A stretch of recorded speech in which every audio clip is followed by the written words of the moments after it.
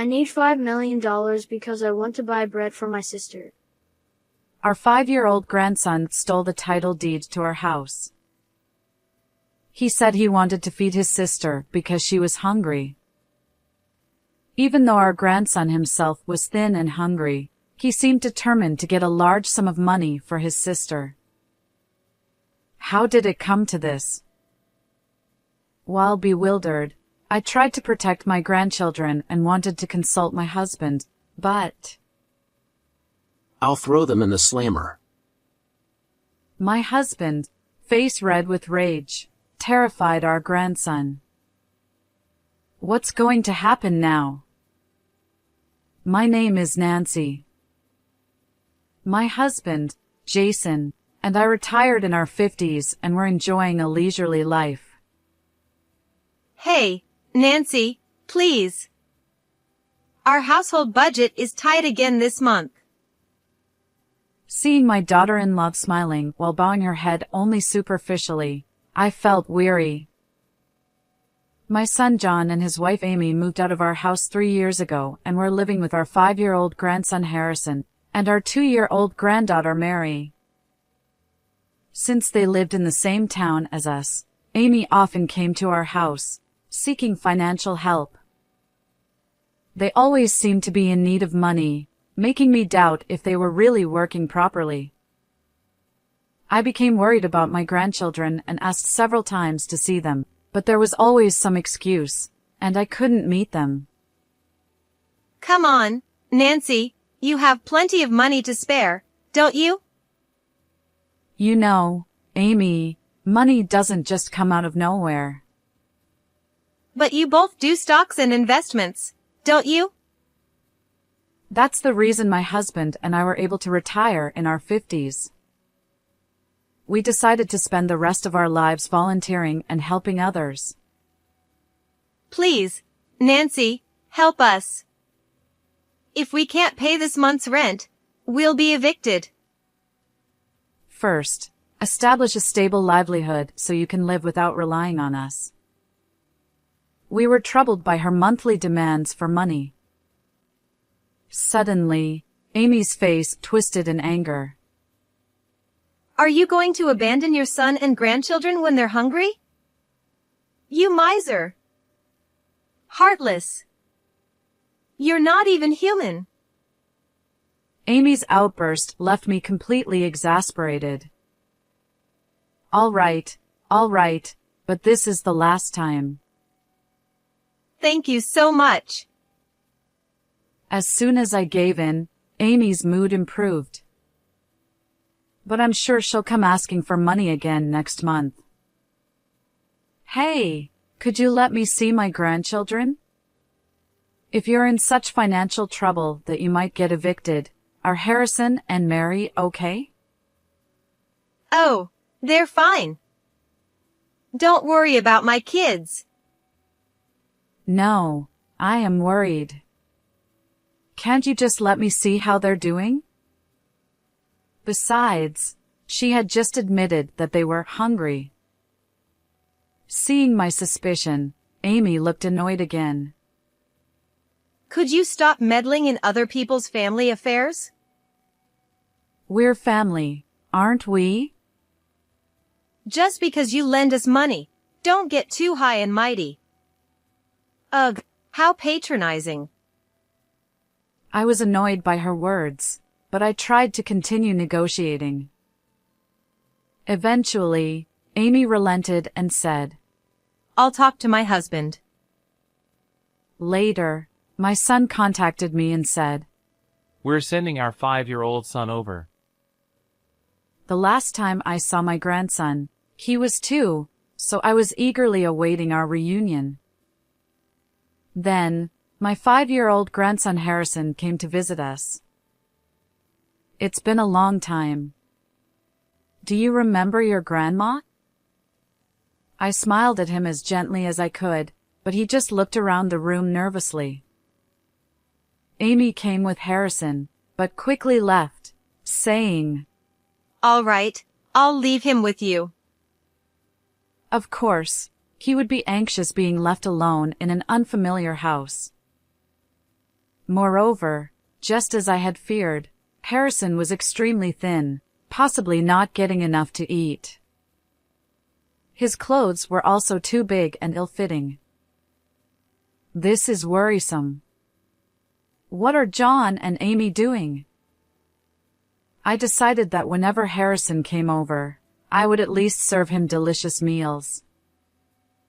Additionally, when Amy came to pick him up, I gave her a small amount of money, saying, "Please use this for your children." Amy looked surprised, then smirked. Thanks for the extra cash. She kissed the envelope containing the money. I hope they don't use this for themselves. I stressed that it was for the grandchildren, but I couldn't help feeling uneasy seeing Amy's reaction.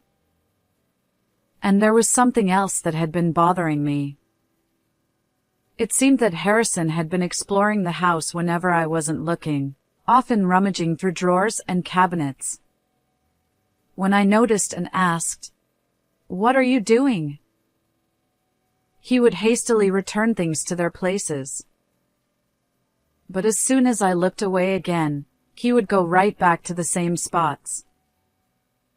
Harrison came to visit every day, and for about 3 days, he repeated this behavior, making me curious. On the 4th day, "Harrison, dinner's ready." "What are you doing?" I couldn't believe my eyes. My grandson was holding the title deed to our house. "Harrison, that's not a toy. Please give it to me." I extended my hand gently, but Harrison shook his head. I need $5 million. I was stunned by his words, but Harrison's face was deadly serious. He genuinely believed that the title deed could be sold for $5 million. "Why do you need money?"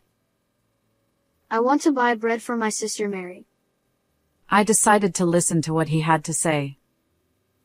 The situation in my son's household was worse than I had imagined. Mom and Dad ignore Mary even when she's crying because she's hungry. They weren't providing enough food, and they ignored Mary until she cried herself to exhaustion. Harrison must have been thinking about how he could help his sister. When I had asked to see my grandchildren, my son John saw an opportunity for his scheme. Dad said if I brought the title deed from Grandma's house, we could get $5 million and have lots of good food. My son and his wife were using Harrison to try and steal the title deed. Using a child who doesn't even understand what $5 million means to commit theft is unforgivable. Seeing my angry expression, Harrison looked anxious. What's going on, Nancy? At that moment, my husband Jason returned from his volunteer work in town. I explained the situation to him, and he too wore a stern expression. "Hey, can't we temporarily take care of the grandchildren?" However, he turned red with anger and shouted, "I'll throw them in the slammer." Harrison, shocked and on the verge of tears, said, I'm sorry. Please forgive me. "Wait a minute, dear." But then Jason embraced Harrison and wept. Oh, you poor thing. Even though you're so skinny, you're thinking about your sister. It seemed his anger was directed at our son and daughter-in-law. I sighed in relief. Overcome with sorrow for our grandchildren, I placed my hand on Harrison's shoulder and cried too. Together, my husband and I resolved to take action against our son and daughter-in-law. As usual, I served Harrison a delicious meal. He always ate eagerly, devouring every bite. Staring at the empty plate, he murmured, I want Mary to eat until she's full too. That brought even more tears to our eyes. Then, my husband and I contacted our son and his wife to discuss the matter. "Hey, Can you bring Mary over too? We'd like to have both of them stay with us. No, she's still only 2 years old and too young. Are you saying that because you don't want us to see how thin both of them are? When my husband pressed them, there was silence on the other end of the line. Hey, stay out of our family's business, will you? I can't just ignore this situation. You're trying to take our kids away from us. You monsters. Amy started screaming again, making any conversation impossible. In the end, she didn't come to pick up Harrison, so he stayed with us. She was probably afraid of my husband and decided it was too difficult to take Harrison by force. Despite being rebuffed by our son and daughter-in-law, we persisted and gathered evidence of their neglect. 3 days later, we went to John's house unannounced. What are you doing here? Get out! We're here to take Mary into our care. We told you to stay out of our family matters. Our visit caused an uproar. Harrison was staying with a neighbor, and Mary was napping at the time. Despite the commotion, our granddaughter slept soundly. We have proof that you haven't been properly caring for Harrison and Mary, I said, glaring at them. They seemed momentarily taken aback, but quickly regained their composure. How could you know that without even coming here? Stop bluffing. As John and Amy mocked us, I held up my phone. The screen displayed videos of them ignoring a crying 2-year-old Mary while engrossed in their phones, captured at various locations like the park and supermarket. What is this? Did you secretly film us? And I took Harrison to the hospital and got a diagnosis. He's clearly malnourished. How do you have so much time for this nonsense? Must be nice to be retired and bored. They insulted us, but it was clear their confidence was waning. I shook my head calmly. There's no way just the two of us could gather all this evidence. We had help. Who helped you? Bring them here! I need to give them a piece of my mind. We could bring them, but I doubt they'd all fit in this house. John looked confused. You know we've been volunteering since we retired in our 50s, right? So what? What's that got to do with anything? Through our volunteer work, we enlisted the help of the entire town. Everyone except you two. As my husband laughed, John and Amy's faces turned pale. The townspeople had listened to our story with shock and anger.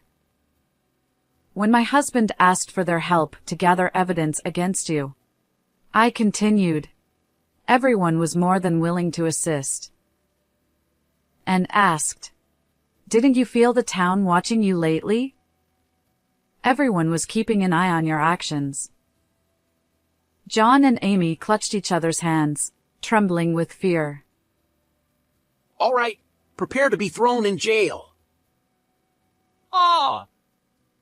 No! Wait, don't leave me. As my husband blocked the front door with an imposing stance, John and Amy, in a panic, tried to escape through the back door.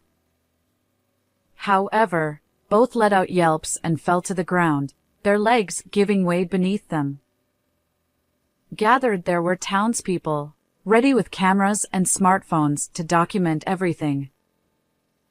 So, what's your next move? There's no escape now, I said as I slowly walked up to them. John and Amy, realizing they had no way out, dropped to their knees and began begging. We're sorry. We'll change our ways. I promise. Please, forgive us. We'll take proper care of the kids. Despite their desperate pleas, no one there was willing to forgive them. "I have just one question for you," I said. What? What is it? Sensing a glimmer of hope, they looked up with expectant eyes. "What did you do with all the money you begged from us and the money we gave you for the grandchildren?" Well, John averted his eyes, unable to answer, and Amy remained silent. I believe the answer is right here. My husband, who had been searching through the other rooms, emerged carrying brand-name bags and sneakers, tossing them onto the floor. They scrambled to gather the scattered items in their arms. You took our money and spent it on luxury items for yourselves. You can't deny it anymore. Surrender quietly and accept your fate. At that moment, as if on cue, the police arrived with sirens blaring.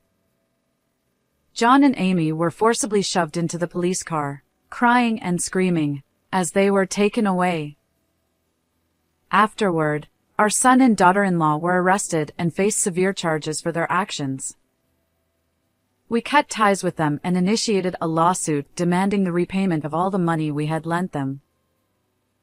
John and Amy now have a substantial debt and will likely have to work tirelessly to repay it once they are released. As for our grandchildren, Harrison and Mary, we decided to take them in and raise them ourselves. When we served them meals, they cried with joy, saying, "Delicious, delicious," as they ate. Now, both have filled out considerably, no longer the gaunt, underfed children they once were. Going forward, we plan to continue living joyful, bright days filled with smiles, alongside our beloved grandchildren.